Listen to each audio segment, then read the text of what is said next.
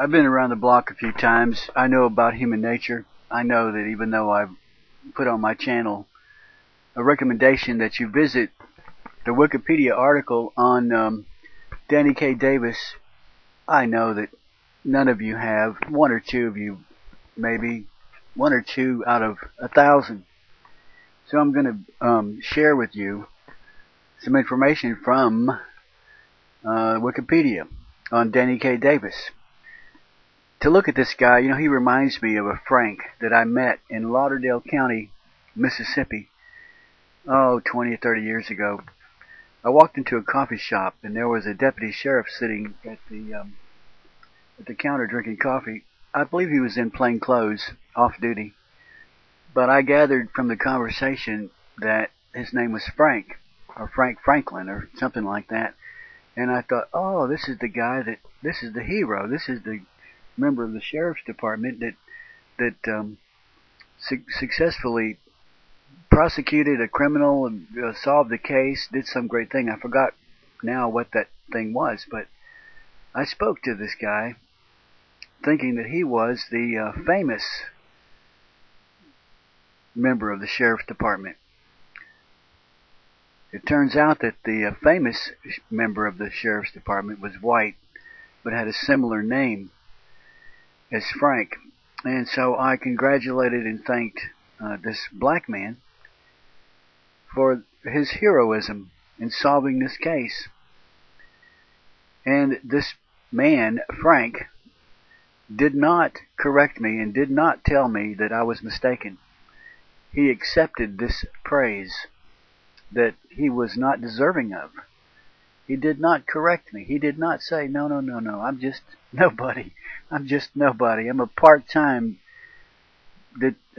member of the sheriff's department. I've done nothing and I won't do anything. I'm a goof-off. He didn't explain that. He accepted the praise that was not his, that he didn't deserve.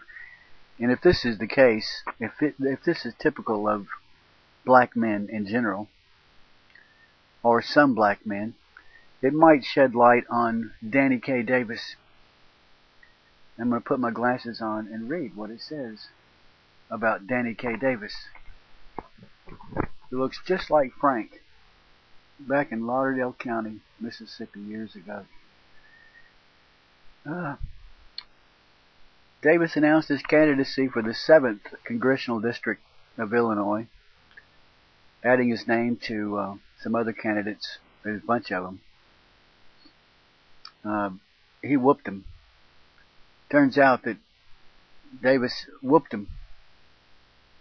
I seem to remember the figure 82% of the vote. In March 19th Democratic primaries, Davis won huge, garnishing more votes than two of the closest candidates combined. The first 5 announced candidates all received more than double the 5 late entering candidates, with none of the later receiving more than 2,700 votes. So in November, in the general election, Davis won with 82% of the votes cast. How did he manage this? What kind of fellow is Davis? Down in the article it says that he's affiliated with Reverend Sun Myung Moon.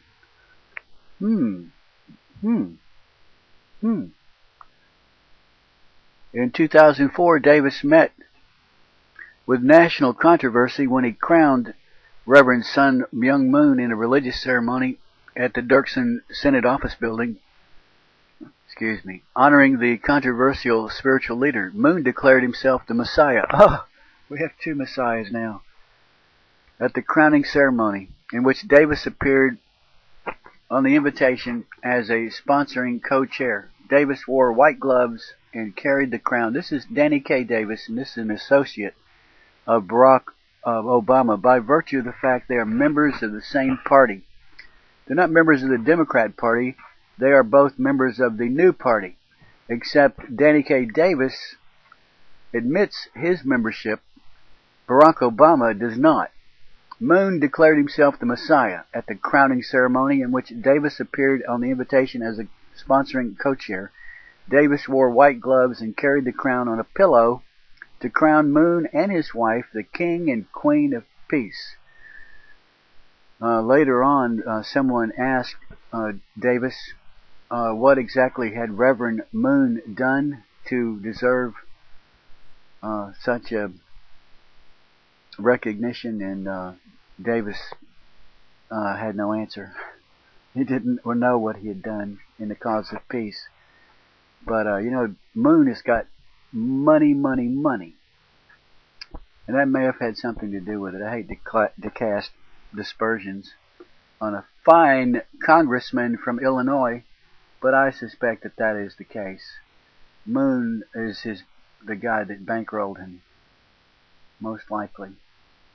Accusation of racial profiling. On November 19, 2007, Davis was pulled over near 15th Street and Kedzie Avenue in Chicago by two white police officers.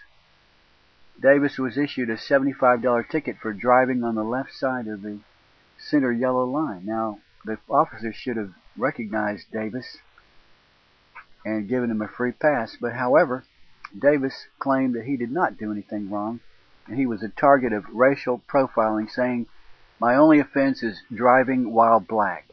He vowed to challenge the ticket. So these cops saw a black man driving down the road. They pulled him over and made a false accusation, according to Davis. It was two of them and only one of him. That's 2 against 1. Congressman Davis appears to be the only sitting member of Congress to have signed the demand to release Wesley Cook. Who is Wesley Cook? He is a dude that changed his name to Mumia Abu Jamal after he was arrested, convicted of murder, and sent to prison. Wesley, a cab driver, became Mumia, and Mumia is like the pet, the poster boy of the group called International Answer that organizes most of the anti-war protests. They all want to release Mumia from prison. All Mumia did, otherwise known as Wesley Cook, all he did was murder a Philadelphia police officer, Daniel Faulkner. Cynthia McKinney signed the same demand, but she was defeated in the 2006 Georgia primaries, and I don't know what's become of Cynthia McKinney.